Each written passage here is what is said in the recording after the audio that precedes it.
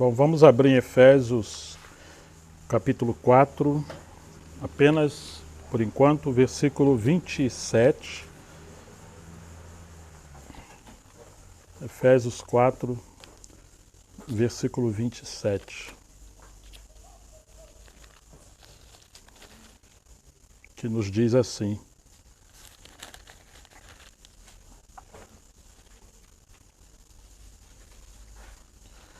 nem deis lugar ao diabo, ou não deis lugar ao diabo.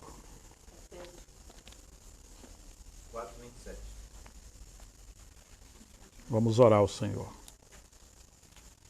Pai, em nome de Jesus, nós queremos mais uma vez nos dispor e nos submeter à Tua palavra, que é viva, santa e ela é eficaz. Ela que nos lava e que nos alimenta, nos liberta e nos transforma. Pedimos que o Senhor abra os nossos olhos, nos ajude a compreender a Tua mensagem, a mensagem dessa palavra santa, e que possamos ser fortalecidos, amadurecidos, para podermos caminhar, servir e frutificar naquilo que promove a Tua glória. Oramos e confiamos ao Teu Espírito. Amém. O nosso tempo aqui. Em nome de Jesus, o nosso Senhor. Amém. Não des lugar ao diabo. Na outra mensagem que liberei recentemente, embora fosse uma comunhão caseira com poucos irmãos, mas a palavra de Deus é única e poderosa, seja em que contexto ela estiver, ela sempre será a palavra poderosa de Deus. Nós falamos da necessidade de discernir o diabo. Isso foi filmado e está no nosso canal Voltando a Cristo. E a gente viu que o ministério de Jesus ele teve início debaixo de forte oposição. Desde o começo, quando ele sai do batismo, ele é guiado ao deserto e lá ele foi tentado por 40 dias. Depois ele vence e ele vai iniciar o seu ministério, e foi um ministério debaixo de oposição.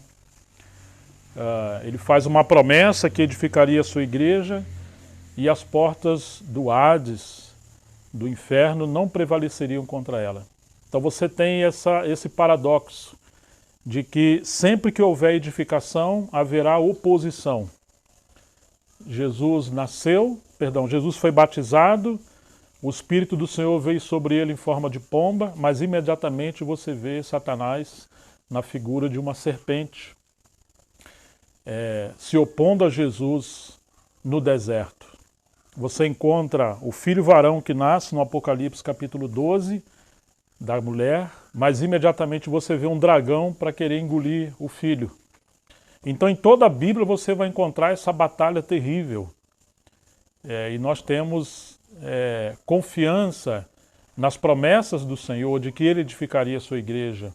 E ao mesmo tempo Ele permite essa batalha ou esse inimigo terrível para poder nos manter treinados, nos manter despertos e nos tornar vencedores nele. A questão é que se nós não discernirmos que nós estamos debaixo de uma batalha, facilmente podemos nos tornar presas. E pior ainda, não apenas presas, nós podemos nos tornar instrumentos nas mãos do inimigo. Uma das coisas mais terríveis que pode acontecer a um filho de Deus é que os seus dons, seus talentos, tudo aquilo que Deus lhe deu, se tornarem instrumentos na mão do inimigo para se opor à obra de Deus, aos cristãos, à palavra, ao ministério. E isso, infelizmente, acontece. E há passagens bíblicas muito sérias sobre isso. Por isso nós precisamos discernir essas coisas. Vocês devem se lembrar que em Mateus 16, o Senhor deu as chaves do reino a Pedro.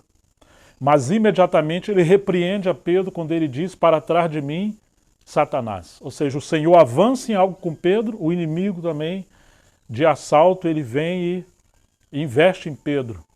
E ali fazia parte do seu treinamento, mas o Senhor resiste e repreende fortemente a Pedro, mostrando para ele que todas as vezes que ele quiser usar essa chave, ou autoridade, ou ministério que Deus lhe deu, para ele controlar pessoas, porque ele quis controlar o Senhor, ele estaria no mesmo terreno que o inimigo, dando lugar ao inimigo e sendo semelhante ao inimigo.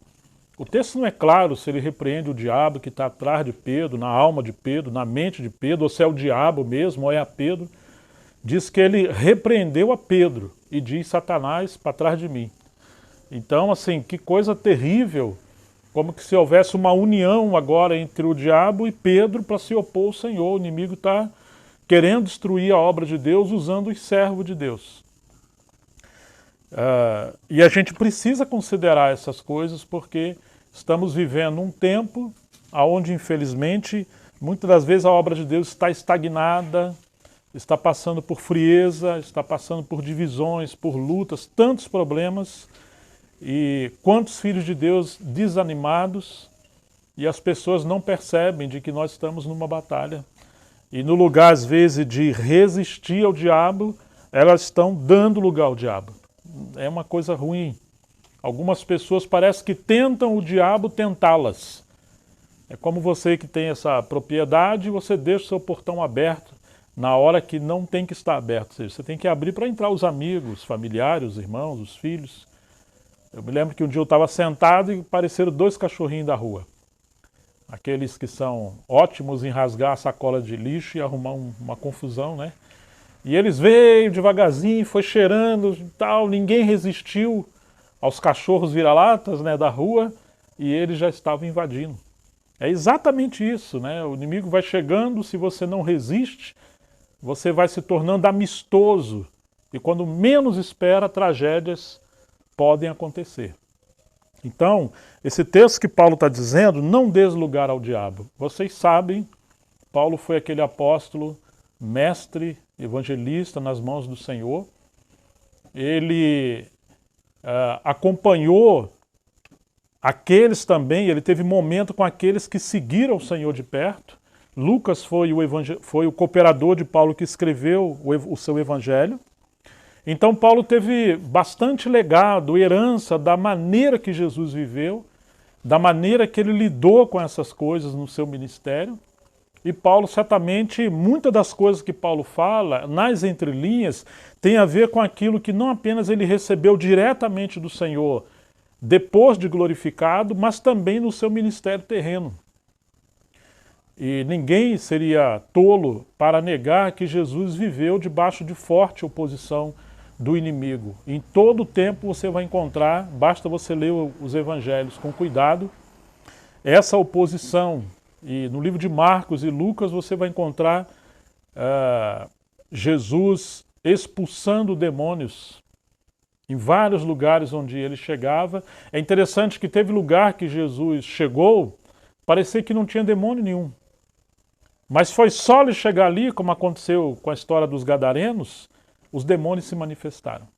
E é exatamente assim, quando o evangelho não é pregado, quando não temos uma vida de oração profunda, quando não temos homens e mulheres santas de Deus, as coisas estão mornas, fúnebres, entenebrecidas, oprimidas, mas ninguém percebe.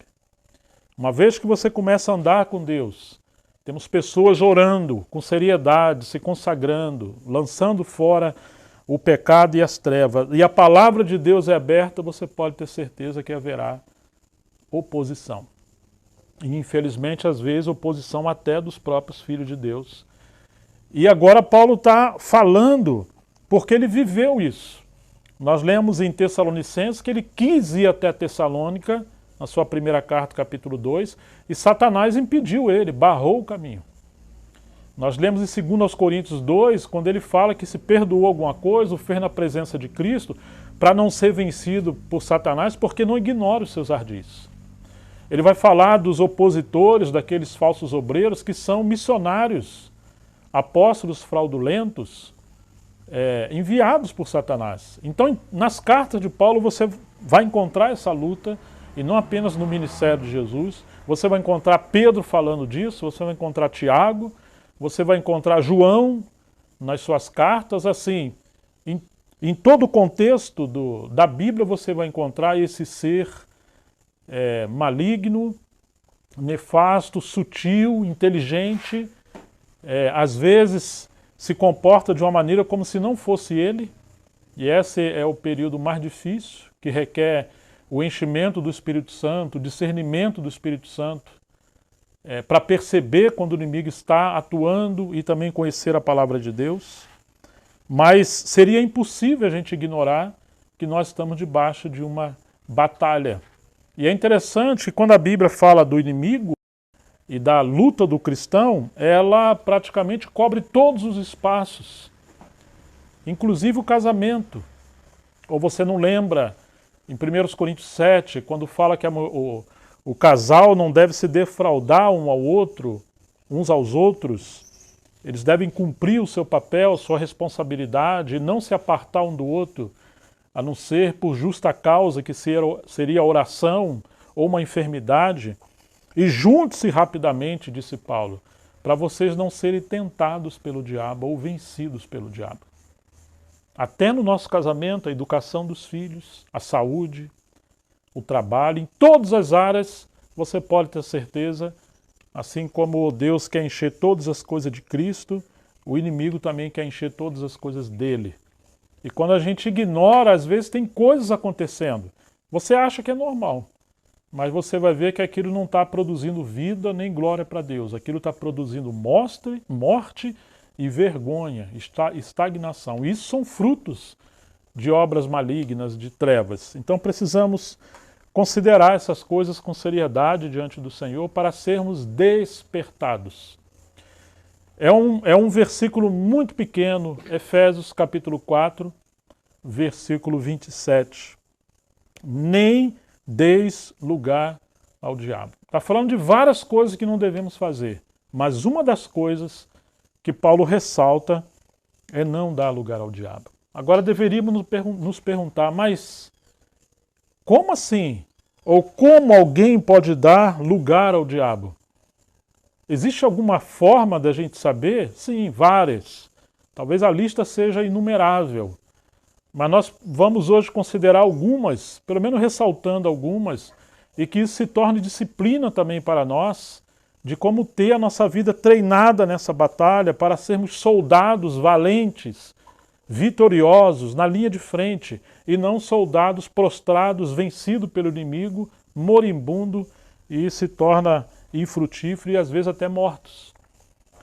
Vamos voltar um pouquinho atrás desse texto de Efésios capítulo 4, nós vamos no versículo 17 e já começar a mencionar algumas coisas que Paulo está apontando e confrontando depois daquela riqueza de visão celestial que Paulo traz sobre o propósito eterno de Deus em Cristo. Ao mesmo tempo que ele está nas regiões celestiais, agora ele está lidando com coisas da nossa vida humana, cotidiana, claro, uma espiritualidade que permeia todo o nosso ser, mas nós vamos ver que Paulo está agora aplicando lições muito práticas para nós. E às vezes a nossa tendência é querer ficar em coisas espirituais que não nos confrontam a obediência, não nos confrontam o arrependimento, não nos confrontam a responsabilidade espiritual com as coisas de Deus. E é isso que Paulo vai fazer agora. O capítulo 4, versículo 17. Isto, portanto, digo e no Senhor testifico. O que Paulo vai falar? Não vivam mais como os gentios, que vivem na vaidade dos seus próprios pensamentos, tendo seu entendimento obscurecido, separados da vida que Deus concede por causa da ignorância em que vivem pela dureza do seu coração. A primeira coisa que Paulo aponta é essa batalha possível na mente do Filho de Deus. A mente é um terreno de batalha. Como eu ouvia quando era bem jovenzinho, mente vazia é oficina de Satanás. Alguns atribuem a Lutero, que diz que você não pode impedir os pássaros voar sobre a sua cabeça, mas pode impedi-lo de pousar e colocar, fazer ninho e colocar seus ovos ali.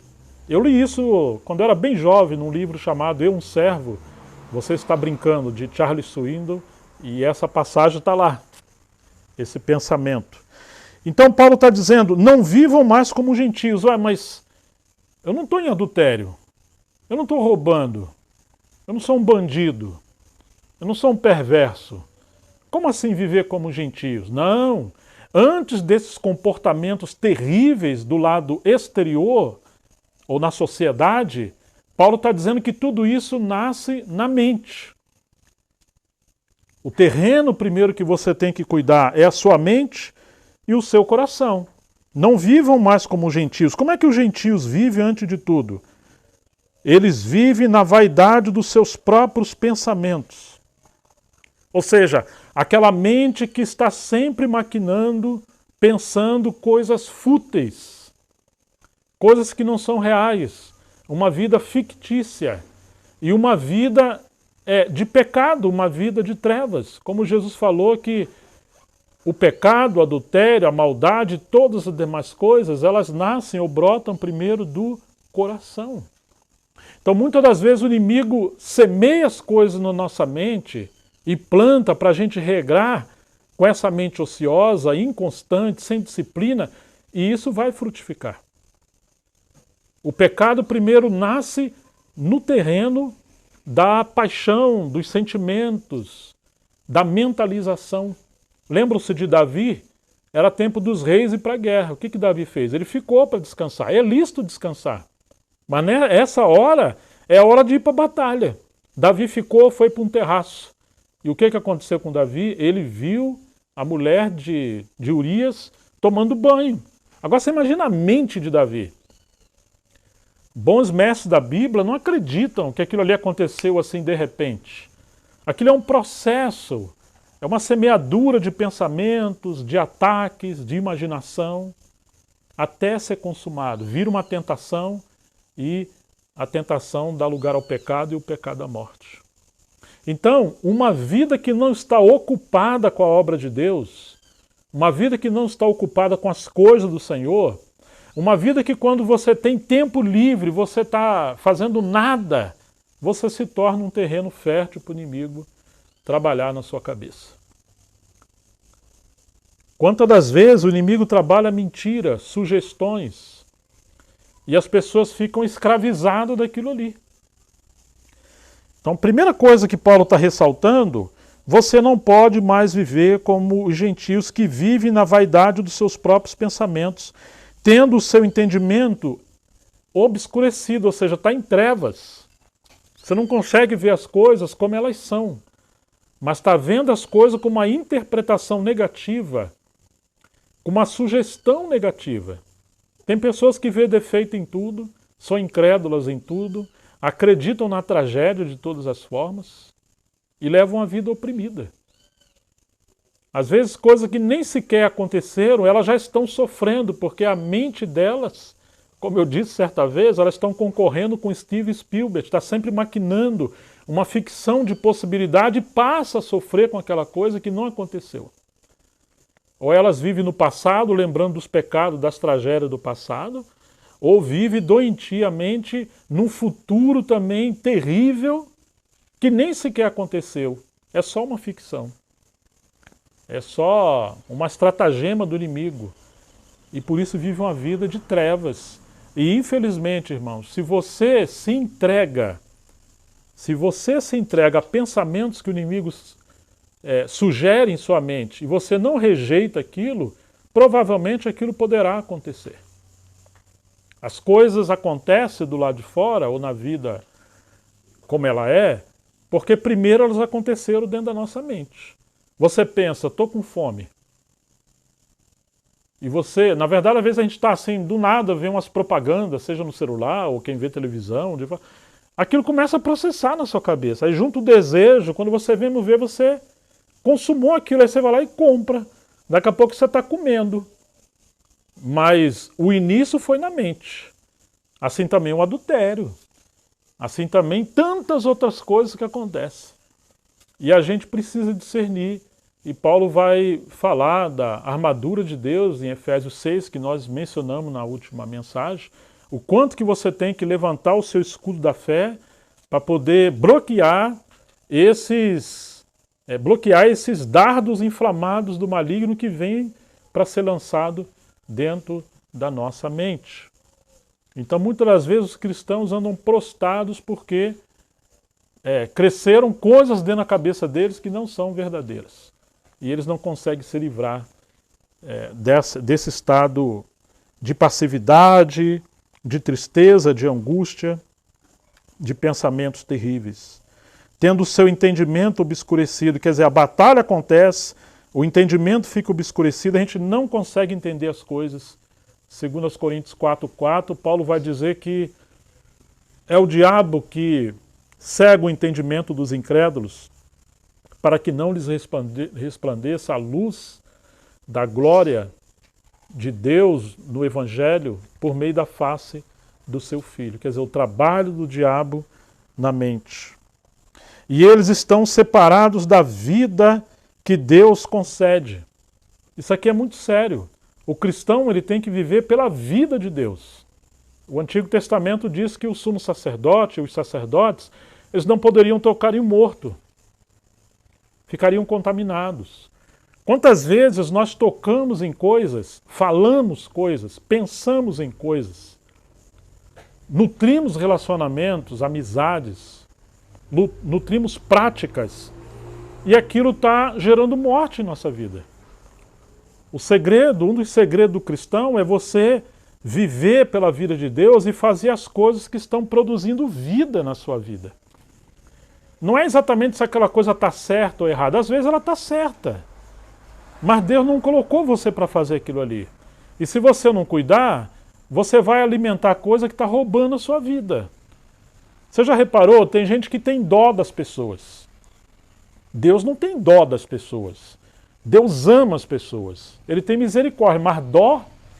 Se você tiver dó do seu filho, você não vai corrigir ele na hora que tem que corrigir. E o amor corrige. Muitas vezes os filhos estão errados e a gente tem dó, tadinho, pobrezinho, ou dó das pessoas. Aí você fica dando as coisas porque tem dó. Você acha que está amando e você está alimentando a rebeldia ou o pecado. A pessoa não trabalha. Imagine que ela é um preguiçoso, faz um bocado de coisa errada. Aí chega, eu preciso comer um lanche, eu preciso... Aí você fala, tadinho, eu tenho tanta dó, né? Aí você vai lá e dá R$50. O que você está fazendo? Está empurrando a pessoa para uma vida desgraçada, miserável. Ela deveria trabalhar, ter dignidade para comer o lanche dela todas as vezes que ela quiser. Eu não estou querendo dizer que nós não vamos ter atos de graça com os nossos filhos, de dar porque, não simplesmente porque fizeram algo para merecer, mas porque nós amamos.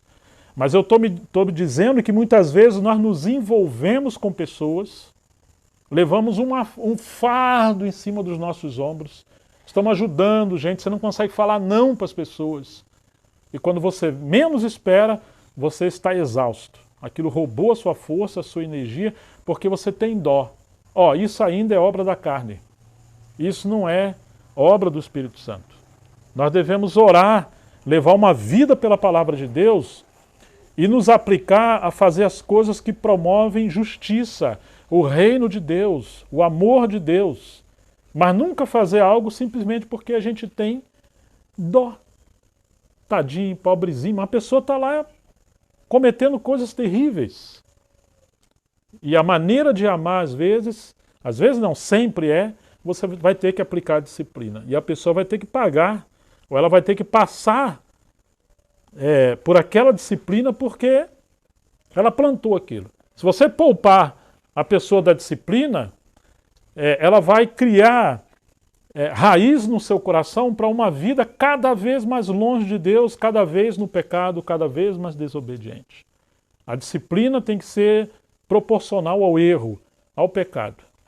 Se for menor, ela fortalece a pessoa no pecado e no erro. Então, nós precisamos pensar, as coisas que estamos fazendo estão promovendo vida, e foi a vida de Deus que me impulsionou a fazer isso, e essas ações são respaldadas pela palavra de Deus, porque pode ser, como aconteceu no Jardim do Éden, você tem a árvore da vida e a árvore do conhecimento do bem e do mal. Naquela árvore do conhecimento do bem e do mal, você tem o bem ali, mas é o bem sem Deus. É o bem sem a vida de Deus. Quando você quer fazer as coisas boas, mas sem Deus naquilo, sem Ele te guiar, sem Deus ser glorificado, Deus não está nisso. Isso ainda é você sem a vida de Deus. E muitas das vezes as pessoas estão se autodestruindo, destruindo seu casamento, sua família, fazendo tantas coisas, sua carreira cristã, porque estão fazendo coisas boas, mas que o Senhor não apenas não mandou você fazer, Ele não aprova que você faça. É igual você colocar alguém dentro da sua casa. Você tem dó. Mas muitos adultérios surgiram assim. Muitos problemas surgiram assim. Quantos problemas surgiram porque as pessoas tiveram dó? Tome cuidado com dó. Tome cuidado com essa compaixão, que na verdade é uma comiseração, ela não é compaixão. Então a vida de Deus é uma coisa séria, porque se você estiver fazendo coisas que aquilo nasceu na sua mente, mas aquilo está te apartando da vida de Deus, e quanto mais você faz, mais oprimida, angustiada, você se torna mais distante, mais frio, desanimado. Você sabe que aquilo não é o Senhor que está guiando você. Muitas das vezes é o inimigo lançando coisas boas para você fazer. Tem muitas portas que se abrem, muitas pessoas que se aproximam, muitas coisas que podem acontecer, que parece que são coisas enviadas por Deus. Mas você deve fazer esse teste. A vida de Deus está nisso. Está havendo frutificação espiritual. Deus está sendo glorificado. Eu estou me aproximando mais do Senhor, eu estou amando mais a sua palavra, isso está me levando a ser mais santo ou santa, isso me está levando a uma vida de santidade, ou cada vez eu estou mais frio, mais distante da palavra, distante do Senhor, coisas que eu tinha temor, hoje eu estou um pouco mais liberal, e você começa a abrir mão de uma série de valores em nome dessa coisa boa, quando você menos espera, você morreu atolado nessa coisa boa. Resistir ao diabo quando ele apresentar coisas boas, separado da vida de Deus, tendo o seu entendimento obscurecido, separados da vida que Deus concedeu por causa da ignorância em que vivem, pela dureza do coração. É aí que nascem todos esses males. A dureza do coração. Tendo se tornado insensíveis, eles se entregam à libertinagem. Quando a gente começa a dar lugar ao inimigo, vamos nos tornando insensíveis. E passamos a viver uma vida de libertinagem. Claro, ele está falando daqueles que não são cristãos. Mas agora ele está dizendo para o cristão não viver assim, que você pode viver assim, quando você dá lugar à carne e ao inimigo. Como assim uma vida de libertinagem? Poderíamos dar muitos exemplos. Uma coisa muito simples, nós vivemos numa região de calor. Brasil, Sudeste. Você quando se vestir, vai no espelho e vai orando. Senhor, isso aqui está adequado para um filho ou uma filha de Deus? Que a Bíblia fala como devemos nos vestir. Quando a gente se torna liberal, nós não pensamos que às vezes podemos estar dando lugar a um espírito de sensualidade. E que coisa terrível é quando a mulher ou o homem não se arrumam um para o outro. Entra esse espírito de competição, de mundanismo. E sem a gente se dar conta, a gente se preocupa mais com a aprovação ou a percepção dos outros do que do nosso cônjuge ou do próprio Senhor.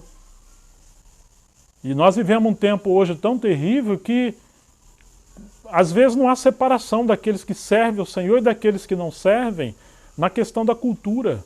Nós tomamos a forma do mundo. E se alguém olhar de maneira rápida, não há diferença nenhuma entre os cristãos e o mundo. Agora você imagine, irmãos, um mundo que está imergido em erotização, em promiscuidade. Quão difícil hoje é para os jovens estar até mesmo no meio da Assembleia dos Santos em alguns lugares, quando as irmãs não têm essa vida casta, de serenidade, de pureza, de decência, ou também para as mulheres e jovens solteiras. Nós devemos considerar o meu corpo não pode ser um objeto de tentação sexual para outra pessoa. Você imagine alguém estar cobiçando a mulher do outro? Então os maridos têm que também ser vigilantes. Minha filha, você está muito bonita, mas essa roupa não está decente para aquele ambiente. Está decente aqui dentro de casa, está bom para mim. Mas para aquele ambiente não. Está decotado, está curto, está transparente, está apertado demais. Você é responsável de cuidar da sua esposa, marido. e a mulher cuidar do seu marido. E nós cuidarmos dos nossos filhos. Mas quando a gente tem uma vida liberal, ninguém se preocupa com isso. Porque no mundo, os homens, quando as suas mulheres estão seminuas, para eles é, tipo assim, é meu troféu. Eles querem mostrar que ele é o cara. Nós não podemos ter esse tipo de comportamento. Isso é só um pequeno exemplo. Mas nós temos várias maneiras que poderíamos demonstrar essa questão de uma vida liberal. Mas estão me tocando em algo que é tão, digamos, tão forte hoje em dia. E Paulo segue dizendo, esse texto,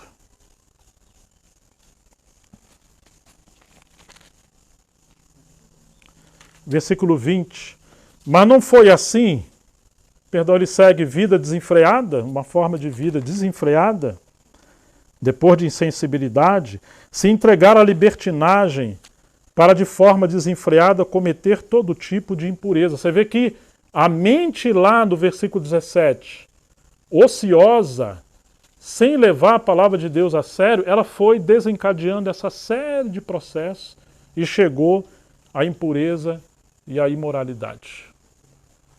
Mas não foi assim que vocês aprenderam de Cristo. Então o cristão sempre tem que considerar a Cristo Jesus, o nosso Senhor. Está sempre olhando para Ele. E aprender de Cristo, aprender dessa pessoa, viver com essa pessoa, unido a ela. Se é que de fato ouviram falar dele e nele foram instruídos, segundo é a verdade, em Jesus. Ah, mas minha mente não me condena, minha consciência não me condena. Ele está dizendo que a verdade não é verdade relativa. Essa verdade é absoluta, mas é a verdade em Jesus. O padrão que mede, ou a vara que mede a verdade é o próprio Filho de Deus. Tudo aquilo que entra, que confronta a natureza de Cristo, o caráter de Cristo, por mais que tenha roupagem de verdade, não é verdade. Não se separa a verdade da pessoa do Filho de Deus, porque ele é a verdade encarnada. Segundo é a verdade em Jesus. Temos que olhar para ele. Quanto à maneira antiga de viver, vocês foram instruídos a deixar de lado a velha natureza, que se corrompe segundo os desejos enganosos, a se deixar renovar no espírito do entendimento de vocês, e a se revestir da nova natureza, criada segundo Deus, em justiça, retidão, procedentes da verdade. Ou seja, tire essa roupa suja que você viveu lá no passado. Como disse Tiago no final do seu livro, aborrecendo até a roupa manchada pelo pecado. Tira essa roupa. É claro que é uma veste espiritual que ele está falando aqui, nesse texto. A nossa forma antiga de viver, nós não podemos viver. Quantas vezes as pessoas vêm para o Evangelho, crê, mas quer viver como se fossem descrentes numa vida liberal. Por isso, deixando a mentira. Então vamos dar alguns passos ainda mais práticos. Deixa a mentira, que cada um fale a verdade com o seu próximo, porque somos membros uns dos outros. Quando alguém mente, ele está atraindo o pai da mentira para a vida dele. Uma pessoa que mente dá lugar ao diabo. E a mentira pode se tornar um hábito. Porque a pessoa fez uma mentira, falou uma mentira, agora tem que falar uma outra mentira para justificar aquela mentira. Imagine que alguém pergunta assim, você estava onde? Aí ela não quer falar onde estava. Ah, eu estava em tal lugar e você não estava. Ué, você estava lá, mas eu passei lá e te vi lá, você não estava. Ah, é que aquela hora eu atendi uma ligação. Você atendeu uma ligação, mas seu celular estava aqui. Não, mas foi o outro celular de outra pessoa. E assim isso não tem fim. A mentira é um negócio doentio, terrível. E aqui está dizendo que uma maneira do cristão não dar lugar ao diabo é deixar a mentira e cada um falar a verdade. Não adianta você não falar mentira se você também não falar a verdade. Você tem que se despojar do lado negativo e abraçar o positivo. Você deixa uma coisa e pratica outra. Deixa a mentira. Mas o que você tem que fazer? Fale a verdade. Ah, mas não podemos fazer como Caim, né? Sou eu o guardador do meu irmão? É sim. Nós precisamos falar a verdade uns com os outros. Cuidar uns dos outros. Amar uns aos outros, no Espírito de Cristo, no equilíbrio, porque somos membros desse mesmo corpo. Se ficar irado, não pequem. Cuidado quando você ficar irado, porque a tendência quando ficar irado é a gente cometer muitos pecados. Seja com a nossa boca ou praticando coisa que não deveria fazer. Então, a ira, ela torna o ambiente como um gatilho que pode desencadear uma série de problemas nas nossas vidas. Quantas pessoas, quando estão iradas, passam a comer desenfreadamente? Outro bebe desenfreadamente. Outro vai para a rua, não sei para onde, mesmo que seja 2 horas da manhã. Outros vão fazer outro tipo de coisas. Outro espanca os filhos. E Paulo está dizendo, se você ficar irado, não peque. A ira é um fator humano, mas o pecado é algo abominável. Não deixe que o sol se ponha sobre a ira de vocês, ou seja, não durma, não vá para a cama com uma coisa não resolvida. Quando a gente, especialmente o casado, tem crise, que pode acontecer? Um mal-entendido, alguma coisa que não ficou bem resolvida, algum destempero. Se você vai dormir com aquilo, qual que é a tendência? À noite, quando deitamos, é a hora que a nossa mente mais trabalha e os pensamentos são enraizados em nosso coração. Alguns especialistas na educação, na neurociência, eles falam que a hora que você mais memoriza, ou que os pensamentos mais se proliferam na sua memória, na sua cabeça, é a hora que você deita. Se você vai deitar, acabou de ver um filme terrível, a tendência é ter até pesadelo, né? Pelo menos vai ficar aquilo ali. Eu conheço várias pessoas que não podem ver alguns filmes que se vê não dormem. Ou tem pensamento. Por quê? Porque é a hora que isso é um fator que Deus deu. Então o travesseiro, entre aspas, é um mestre. E Deus ministra a nós na hora que você deita também. Mas o diabo também. Então Paulo está dizendo, não deixe que o sol se ponha sobre a ira de vocês. Ou seja, até a noite você pode praticar os 70 vezes 7. Você pode tratar das coisas, dobrar o seu joelho, orar, pedir perdão, se perdoar. E aí Paulo acrescenta, nem dê lugar ao diabo. Não dê lugar ao diabo, porque nesse ambiente, onde estamos diante de alguma crise, de alguma situação, é a hora que o inimigo se aproxima. Ele se aproximou de Jesus lá no deserto e tentou Jesus. Ele também veio a Jó, ele veio a Paulo, ele veio a Davi, ele veio a tantos, e ele vem a nós constantemente. Apocalipse 12 diz que o diabo, o dragão, que é a antiga serpente, ele acusa os cristãos quando? Você lembra? De dia e de noite. Ele dá alguma trégua? Não. E por que nós baixamos a guarda? Eu até, conversando com Jonathan e Jéssica ontem, eu falei, por que lá em Gênesis ele é uma serpente e em Apocalipse ele é um dragão? Como que cresceu assim? E aí você lembra do juízo, a sentença de Deus para a terra, diz que a terra passou a produzir espinhos e abrolhos. Qual foi a disciplina, a sentença de Deus para a mulher? Dará à luz com dores de parto. Adão comerá o seu pão pelo suor do seu rosto, ele vai ter que trabalhar. E qual foi a sentença que ele deu para a serpente? Lembra, Cezão? Olha de onde você veio, da escola lá, viu? Vai rastejar no pó, na terra, e vai comer. Você sabe, Deus fez o homem do pó da terra. Claro que pó ali é pó, mas figurativamente, a serpente se alimenta dos pecados, das desobediências, das trevas, da carne do homem. Há problemas que começam pequenininho e vão crescendo, coisa que você pode matar, mas não resolveu, aquilo vai crescendo, daqui a pouco virou um dragão. Tá certo? Então não deslugar o diabo, censura zero, tolerância zero, perdão. Corta as coisas, o mal pela raiz. Quantas vezes a gente alimenta pequenas coisas? Às vezes aquele pensamentozinho, aquela coisinha que a gente vê, aquilo tomou conta de nós. E ele segue dizendo, aquele que roubava, não roube mais. Se você parou de roubar, o cristão, ou quem quer que seja, é um ato maravilhoso. Mas o que ele tem que fazer? Pelo contrário, ele tem que trabalhar, porque se ele roubava, não rouba mais, aí ele vai ficar ocioso. Ele vai tentar, o diabo tentar ele, né? Então a melhor maneira de você levar aquele que roubava a não roubar mais é dar trabalho. Dá trabalho para ele. E quando ele ganhar o dinheirinho dele para se sustentar, ele também tem que aprender que ele deve ter para poder repartir com o necessitado. Todos nós devemos ter uma vida de contribuição financeira na casa de Deus. Isso é uma forma da gente falar, Senhor, o que eu tenho é porque o Senhor me deu. Eu poderia ter morrido ontem.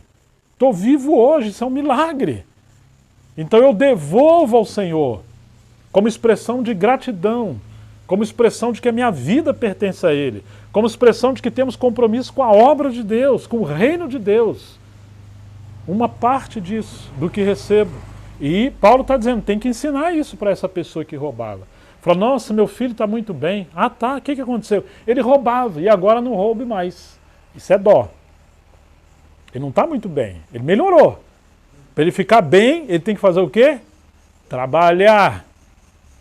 Então a criança tem que ser ensinada a trabalhar desde pequenininho. Mãe, vai pegar um copo d'água para mim? Ô meu filho, vai lá pegar. Ajuda a mamãe, vai pegar. Vai ajudar a lavar uma louça, vai ajudar a botar uma mesa, tira. A gente às vezes fica criando uns hábitos, quase assim um comunismo nas crianças, de que os pais são obrigados a fazer tudo enquanto os filhos são os intocáveis, os príncipes e as princesas, e quando eles crescem, muitas das vezes, eles não querem trabalhar. Mas nós que erramos em poder fazendo as coisas que os filhos deveriam fazer. E na igreja tem que ser assim também. Nós devemos encorajar uns aos outros a servir, no lugar de fazer tudo pelos irmãos. Todo mundo tem que encontrar um meio. Versículo 29, não saia da boca de vocês nenhuma palavra suja. Ah, isso é muito bom.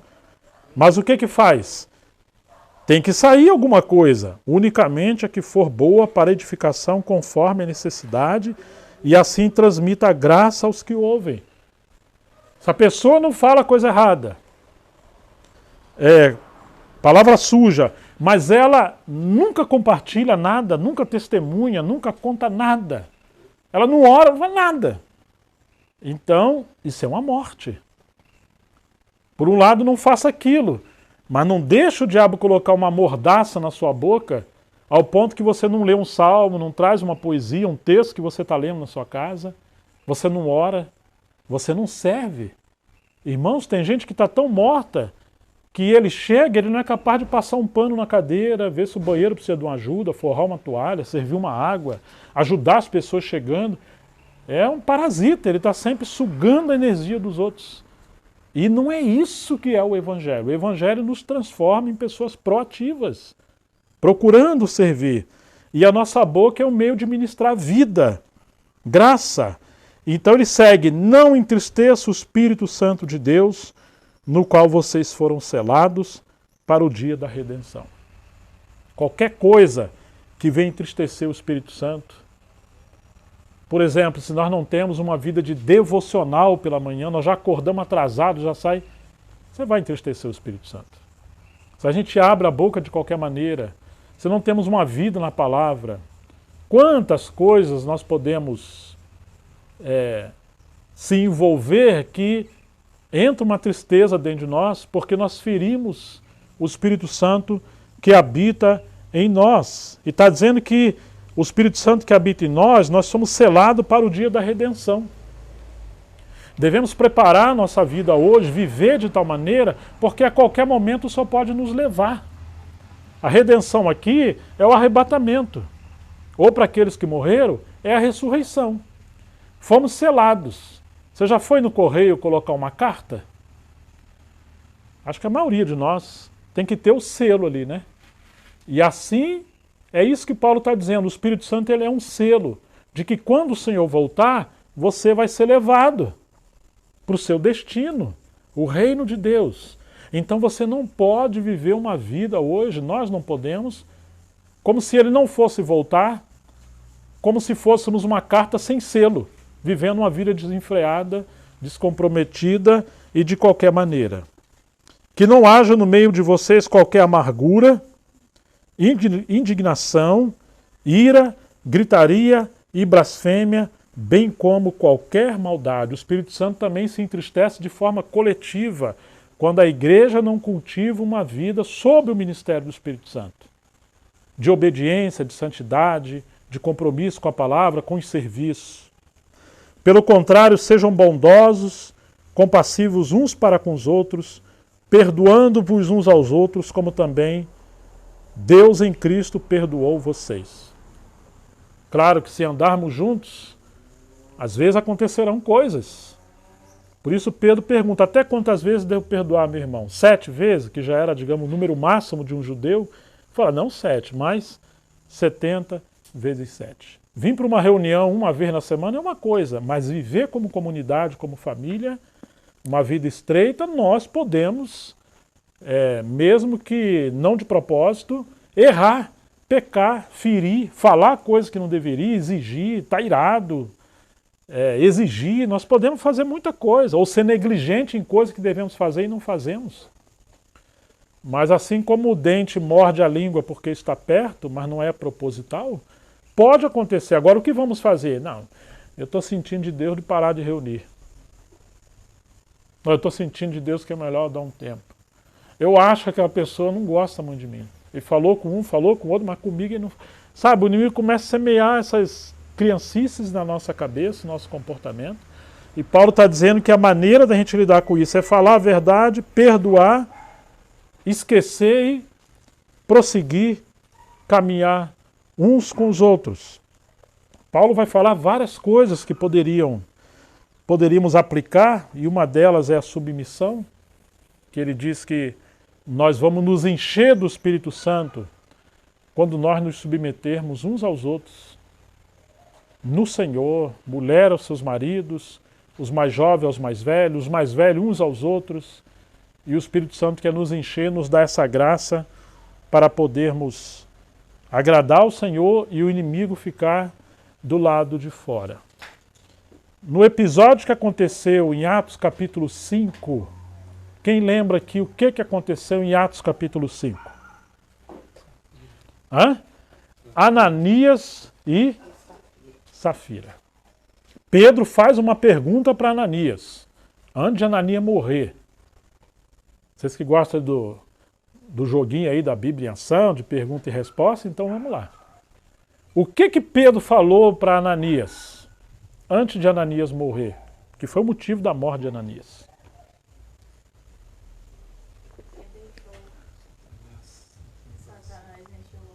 Exatamente. Ananias, por que você deixou, por que você permitiu Satanás encher o seu coração para mentir ao Espírito Santo? Está em Atos, capítulo 5, versículo 3. Mas você acha que isso aconteceu assim de repente? Não creio. Aquilo é um coração dividido, uma vida avarenta. E a pessoa, poxa, Deus proveu esse dinheiro aqui, ó, respondeu às nossas orações, digamos que a igreja está orando por uma causa. E você faz um voto. Se eu só responder essa oração, eu vou separar tanto desse valor e vou ofertar para a tua obra. E a igreja está orando. Aí aquilo lá deu certo, o negócio saiu. Tem gente que nem lembra mais. Estão entendendo? Ou, não, eu vou honrar meu compromisso, mas pensando bem, esse valor está meio alto. Entendeu? Não precisa ser tantos, irmão. E aí, irmãos, às vezes o inimigo semeia mesmo. Eu não sei qual é a experiência de vocês, mas comigo acontece constantemente. Eu vou ofertar. Mas Deus sabe que esse mês tem aquelas contas ainda. E aquele mês eu dei até um pouco mais, né? Então, pensando bem, eu vou dar um pouquinho menos. Aí você vai dar menos. Não, eu acho que eu vou pular esse mês. Os irmãos vão entender, o Ravenhill vai entender, né? Irmão, essa batalha, se a gente não cuidar, é uma coisa constante. Às vezes acontece com vocês ou não? Ou vocês sempre fazem o que Paulo fala assim, dá com alegria. Será que é sempre essa alegria? Irmãos, eu queria compartilhar algo tão maravilhoso. Eu estou tão feliz. Porque a hora que eu estava contribuindo, nossa, eu extravasei de... Eu nunca vi ninguém testemunhar isso aí, não. Claro que Paulo fala para dar com alegria. Nós podemos cultivar essa cultura da generosidade. Mas muitas das vezes o inimigo lança essa semente, esse pensamento. E a Bíblia diz que quem é fiel no pouco será fiel no muito. Às vezes tem aquilo, não, é porque Deus sabe que eu sou pobrinho, né? Eu recebo pobrinho. Quando eu prosperar, os irmãos tenham certeza que, vai ser diferente. Mas não é isso que a palavra fala. Mas, às vezes, nós percebemos essa batalha. E Pedro deu lugar a isso. Esse pensamento cresceu e chegou, encheu o seu coração. Ele mentiu o Espírito Santo. Agora Pedro morreu. Ananias morreu. E que coisa terrível. Porque a Bíblia vai tratar com esse pecado da avareza como idolatria.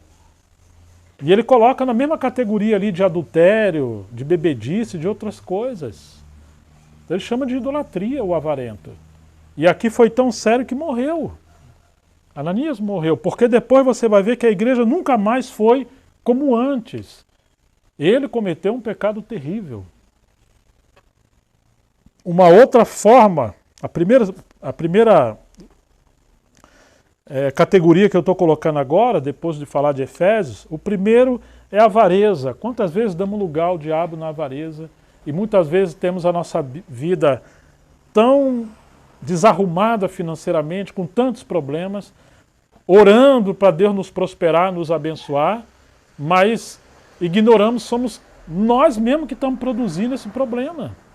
Que a Bíblia diz assim, dai, e o que vai acontecer? Ser-vos-á dado, e é boa medida, recalcada e sacudida. Mas se a gente não dá, como vamos receber?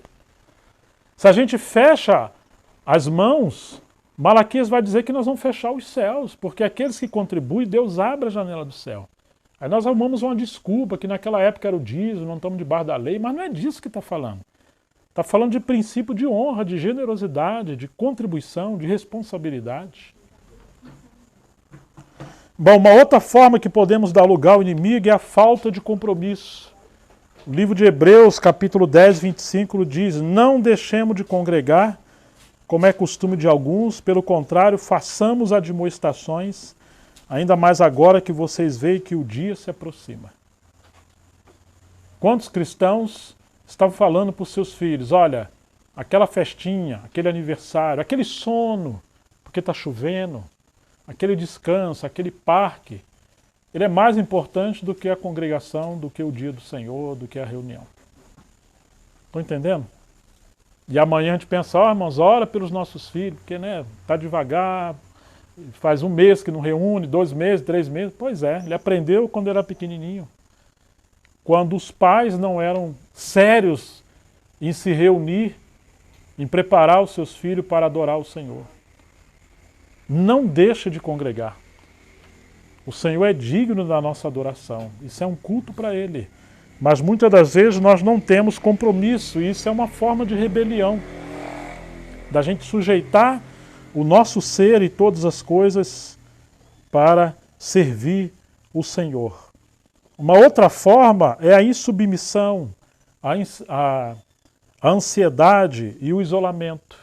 Essas 3 coisas, insubmissão, ansiedade e isolamento. Eu vou ler 1 Pedro 5, a partir do versículo 5 ao 10, que diz assim, peça igualmente aos jovens, estejam sujeitos aos que são mais velhos, que todos se revistam de humildade no trato de uns com os outros, porque Deus resiste aos soberbos, mas dá graça aos humildes. Por natureza nós somos rebeldes, mas Ele está nos chamando à submissão, a viver pela vida nova e a cultivar essa humildade de ser submisso. Porque Deus resiste aos soberbos. E uma das formas que Deus resiste aos soberbos é tirar a sua mão de proteção. Lembra o que aconteceu com Saul? Quando Saul deixou de se submeter a Samuel, e ao próprio Deus, Deus tirou a sua mão. E qual espírito que veio sobre Saul? Foi o inimigo. Atormentar. Quantas vezes o cristão está atormentado, angustiado, tá? Porque a insubmissão, essa competição, esse orgulho, ele nos leva para esse ambiente de opressão maligna. Portanto, humilhem-se debaixo da poderosa mão de Deus, para que Ele, em tempo oportuno, os exalte. Às vezes estão passando por tribulação, temos que esperar humildemente em Deus. É Ele que a seu tempo vai enviar o livramento. Não conseguimos, não podemos antecipar esse dia. Nós só conseguiremos trazer mais peso e mais angústia ao problema do que já há. E segue o texto: lancem sobre ele toda a sua ansiedade, porque ele tem cuidado de vocês. Está vendo? Não cultive ansiedade. Creia na soberania do Senhor, no cuidado do Senhor. Pratique a adoração e a gratidão. Quantas vezes nós adoramos a Deus quando as coisas estão indo bem? Quando as coisas saem do nosso controle, ficamos com a cara fechada. E não adoramos a Deus. Isso mostra como que somos rabugentos com as coisas do Senhor. E ele diz: sejam sóbrios e vigilantes. Muito cuidado. Por que ele está falando isso? Segue o texto. Porque o inimigo de vocês, o diabo, anda em derredor como leão, que ruge procurando alguém para devorar. Agora preste atenção nisso. Eu falei isolamento, a terceira palavra. O diabo, inimigo de vocês, ele anda ao derredor. Inimigo de vocês no plural. Vosso inimigo. Anda ao derredor. Está bramando como leão. Ele está procurando alguém no singular, alguém isolado para devorar.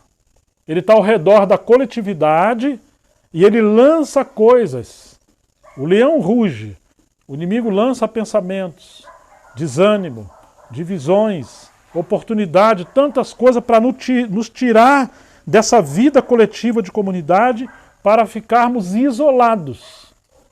E se você já viu aqueles vídeos ou filmes onde um leão está caçando ou um predador está caçando, ele sempre vai procurar aquele que está isolado, aquela presa isolada, mais fraquinha, e facilmente ela é devorada. Então nós precisamos estar protegidos na cobertura da comunhão do corpo. Porque a nossa tendência é se isolar. Então essas três palavras, insubmissão, ansiedade e isolamento, são comportamentos que dão lugar ao inimigo. Puxa, mas eu tenho um problema, eu estou passando por luta, Sim, mas o que a Bíblia diz para você fazer?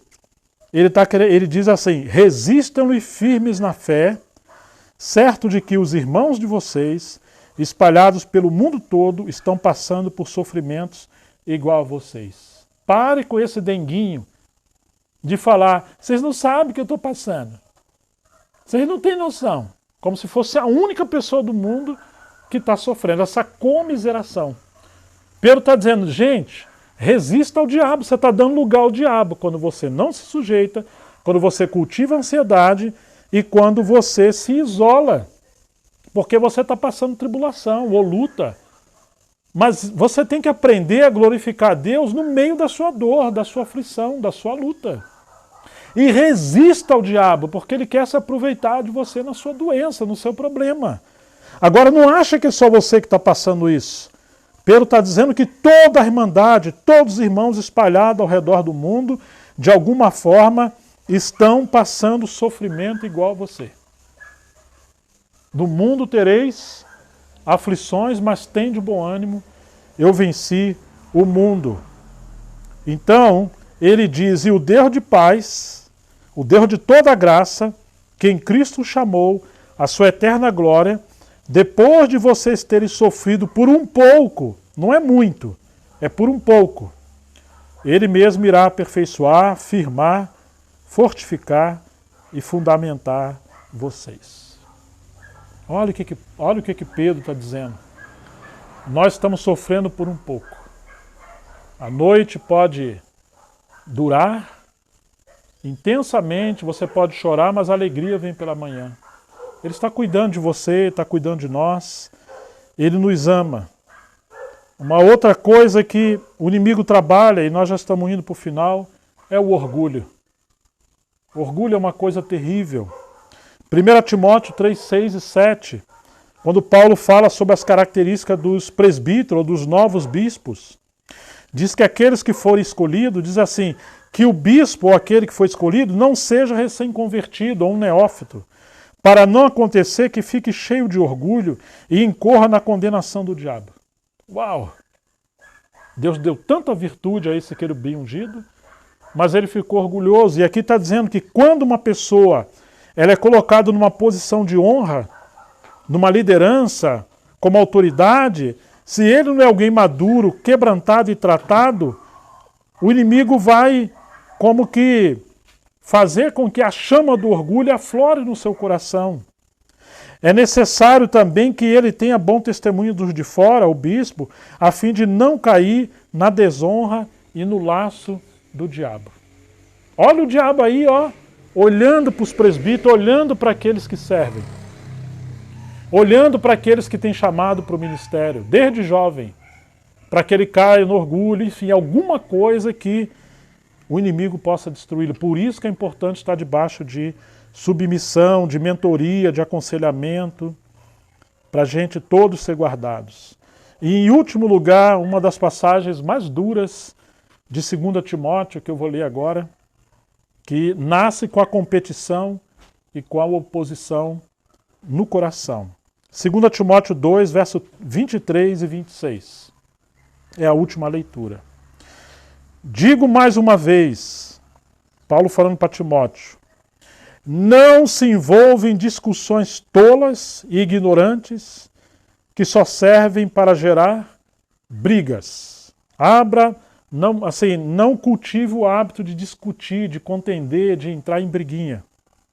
O servo do Senhor não deve viver brigando, mas ser amável com todos, apto para ensinar e paciente. Instrua com mansidão aqueles que se opõem, na esperança de que Deus os leve ao arrependimento e assim conheçam a verdade. Então voltarão ao perfeito juízo e escaparão da armadilha do diabo que os prendeu para fazerem o que ele quer. Essa é a parte terrível, que esse é o último versículo. Pessoas que, porque tiveram orgulho, competição, ambição de ser líder, de ser mestres, eles passaram a se opor àqueles que Deus colocou na liderança, no ministério. E eles agora estão sempre contendendo, apresentando um contraponto, mas é porque tem ambição, não é uma coisa para colaborar. Ele está sempre disputando. Paulo está dizendo, não discute com eles, não. E outra coisa, seja paciente, instrua essas pessoas com mansidão, aqueles que se opõem, e você tem esperança de que Deus os leve ao arrependimento e assim conheçam a verdade, porque parece que conhecem, mas não conhecem. Então voltarão ao perfeito juízo, porque não estão em perfeito juízo, e escaparão da armadilha do diabo. Qual armadilha? O diabo os prendeu para fazerem o que ele quer. Quer dizer, o que o diabo quer fazer na igreja, ele vai escolher pessoas com o coração errado, ambiciosas, divididas, com mania de contender, mania de sempre estar questionando, apresentando erro. E essas pessoas vão ser manipuladas e usadas pelo diabo. O inimigo semeia coisas nas mentes e as pessoas não percebem isso. E é interessante que está dizendo que eles não conhecem a verdade. Porque lembra como Paulo falou, a verdade que está em Jesus. Os fariseus conheciam em parte a verdade, mas Jesus falava em verdade, em verdade. A verdade não pode estar só na nossa cabeça. A verdade precisa estar impregnando a nossa vida, constituindo a nossa alma, o nosso coração, para vivermos no Espírito de Cristo. Porque senão nós vamos usar a verdade como uma arma, eu digo a palavra de Deus, para a gente acabar nos ferindo e gerando destruição e morte na própria igreja. Então, queridos, Efésios 4, 27, não deis lugar ao diabo. São muitas formas que poderemos dar. Na outra semana o título foi Discernindo o Diabo ou o Inimigo. Essa semana é Não Deis Lugar ao Diabo. E isso são, às vezes, exortações que talvez não gostaríamos de falar e nem de ouvir. Tem tanta coisa, vamos dizer assim, mais prazerosa para a gente poder expor e pregar, mas nós precisamos considerar de que nós estamos numa guerra. E se a gente não considerar que estamos em guerra e temos um inimigo tenaz, nós podemos ser uma presa fácil e quando acordar, tarde demais. Nós somos abatidos, lares foram destruídos, irmãos se perderam, pessoas desanimaram no caminho e vocês já viram isso, que dificuldade é voltar para congregar. Divisões e tantas coisas aconteceram. Que o Senhor nos guarde na presença dEle e nos ajude a discernir o inimigo e resisti-lo na fé. Vamos orar ao Senhor em nome de Jesus. Amém. Pai, em nome de Jesus Cristo, nós queremos te agradecer porque a tua palavra nos cerca de todos os conselhos, todas as advertências para podermos viver uma vida santa, vitoriosa, tanto como na vida individual, como também como igreja, na coletividade, para sermos um povo que conheça o seu Deus e prevaleça e seja forte. Pedimos que o Senhor aviva a tua obra entre nós, nos leve à maturidade e também nos leve a libertar os cativos pelo poder do Evangelho, ajudar pessoas, encorajar as pessoas e que o Senhor possa ter frutos através de nossas vidas. Nós repreendemos e rejeitamos todas as obras do inimigo que tem batalhado contra as nossas almas, contra os nossos lares, nossa família, contra a Assembleia dos Santos, a tua obra. Ó Deus, guarda a nossa casa, a nossa saúde, os nossos negócios, guarda o teu povo, que em todas as coisas o Senhor seja glorificado, nos ajude a ter uma mente santa, um devocional constante, uma vida imergida na palavra, uma vida de oração e uma vida que serve ao Senhor, praticando aquelas boas obras e os serviços cristãos que o Senhor tem colocado a cada um de nós. Em nome de Jesus nós oramos e te agradecemos. Amém.